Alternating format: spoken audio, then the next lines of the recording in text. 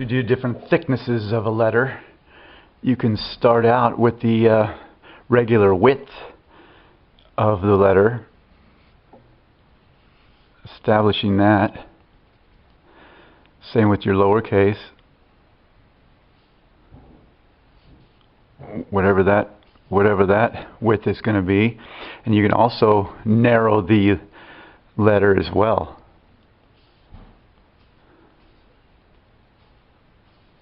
And you make it as narrow as you can or want. For thin strokes, and then for thick, as you get thicker, you don't have to worry about the width. Just keep the width the same as a letter. And then as you get wider, you're going to be just be mindful that it's going to be thicker than usual. That's all you have to think about. Just be mindful of that, and so on. But you can just make it the same width as the letter. Same with the E. You're just going to make it thicker. And then when you want to make a super thick version of this, you're just going to have to lay it out, because it's going to have to be pretty big. It's going to have to be pretty thick. If you're going to go super thick, you're just going to have to make your lettering width wider to allow for that thickness. This is a lowercase f. And then when you come down, when you come up with your stroke, you're going to come up and be mindful of this side. That's where you're going to end up with this stroke. Same with down here. At the end, you're going to be on this side. The end. So you're just going to be mindful of that. Same with here's the letter I. You're going to have to think that you're going to be coming from this point, and then from this point down to this point. It's because you're always going to have to be on the axis, and you have to meet the axis with your round. And then the S. Same with the S. You're going to have your axis lines. The width of the letter will be larger. You're going to have to think about this space here. This is the toughest part, right there, making that point and that point. Bring this in, this back, and then you're going to have to just be mindful of making it the same width as these, this. That's all going to be the same width. That's what you're going to aim for. And so when you make your first stroke, you're going to be coming around to allow for that space coming around. And that'll make your first stroke. Lowercase s, the same thing. Lowercase s, you're going to make it wider. And you're also thinking about just this letter.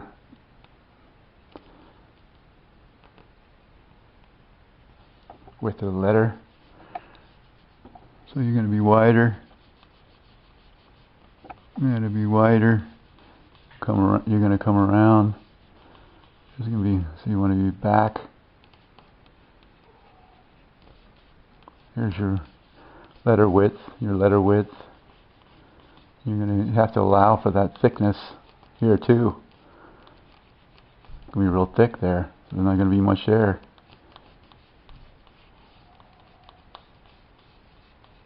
But you can do this. This is the formula. That's all it is. It's the formula for every letter. Formula for every letter. It's really amazing how once you've got this letter structure embedded into your mind, because you've done it repetitively in the regular size, thickness, and letter width, that it becomes very easy to adapt this letter into any thickness, width, size, any configuration, because you have the general or actually you have the letter skeleton embedded in your mind, and it gives you a lot of freedom to express yourself basically by just being really creative in size, thickness, width, condensing, doing almost anything with it. So at that point you can just have a lot of fun doing more creative versions of this type of letter. The thicker you make the letter, the more you'll need to lay it out in order to keep a consistency going, because it's really easy to get off track when the letter thickness becomes super bold or super thick. So, and also you'll need to stay within the boundaries of your project as well. So laying it out is going to be pretty important when you're trying to create a format for a certain or specific project, once you're starting to get really thick with these letters.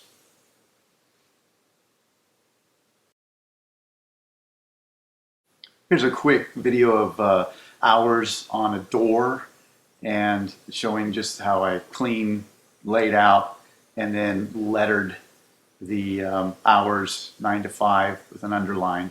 The whole thing took me about 25 minutes, from driving up, setting up, lettering, and then cleaning up and driving away. And I took a little time off for video setup. So this just kind of shows you how you can do a quick hours on a glass door.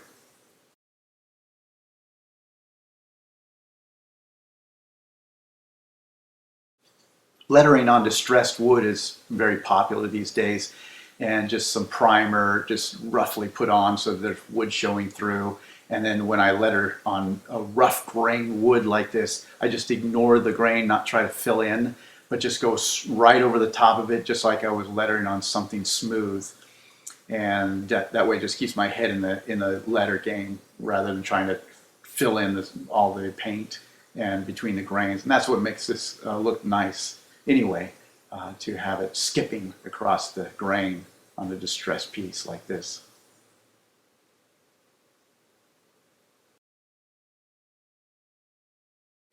And for super small letters, the best way to approach these is a one-stroke method, using a 1/8" flat brush. In this case, I have a Land Nickel Nocturna, which I don't believe they make anymore. This brush is about 30 years old. And basically, it's the same system in most cases, especially like this, where we're doing the serifs, and you go on edge with your brush. But the main thick strokes, you just go ahead and use the thickness of the width of the 1/8" brush to create your thick strokes. And when you're doing these round strokes, you basically just keep your brush tilted at a slightly at angle, almost a 45-degree angle, to make your thicks and thins.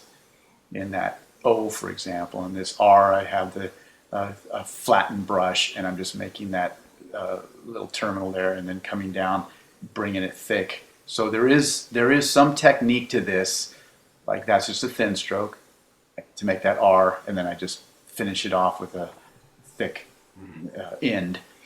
But the technique is that there is some lifting and pushing down, to make the thicks and thins.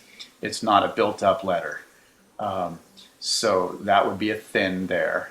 And then now I'm just going to make a thick, with the flat of my brush, to make that descending stroke for the Q, and then a thin stroke, and so on. And I don't round any of the serifs except for the key beaks of, like, the E and the T and the S and the capitals like that, but none of the lowercase can get any rounds of the serif treatment.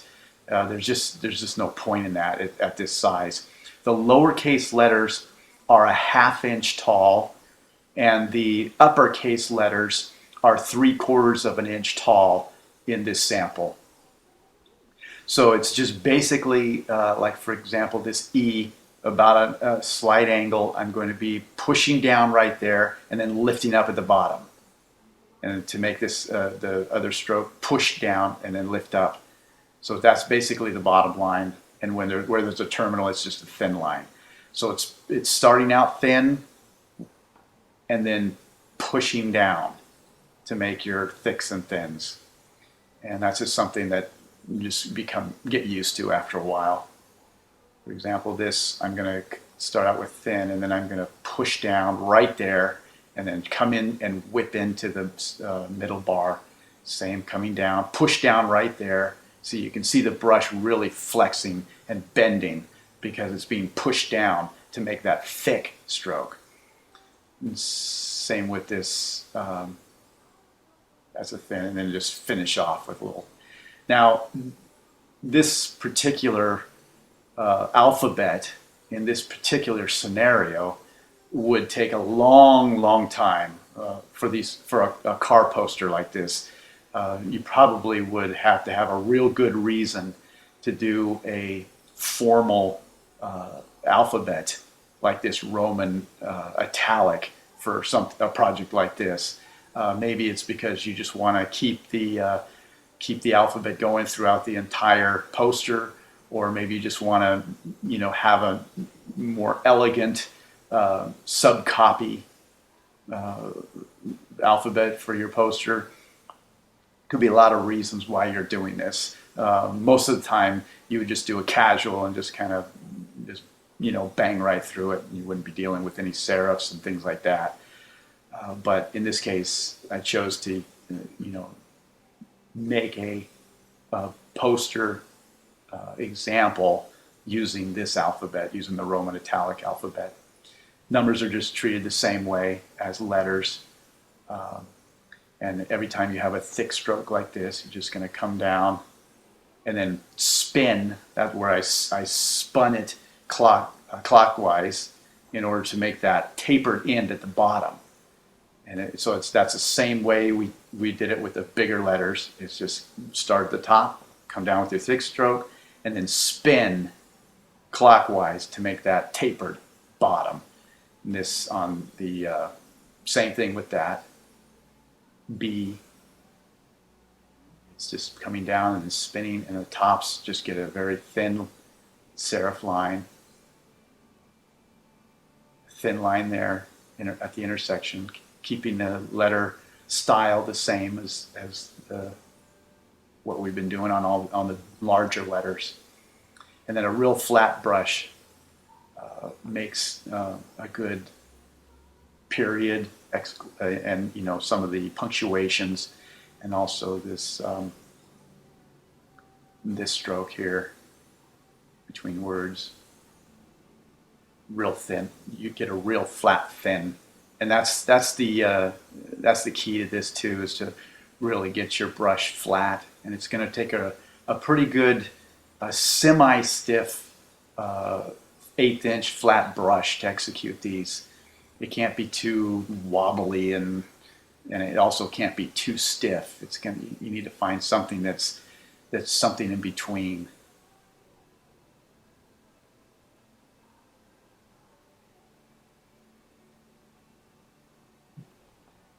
Slight 45 degree to make that top T, and then taper off, spinning clockwise. Thank you so much for watching. I hope this helps someone, and have fun lettering.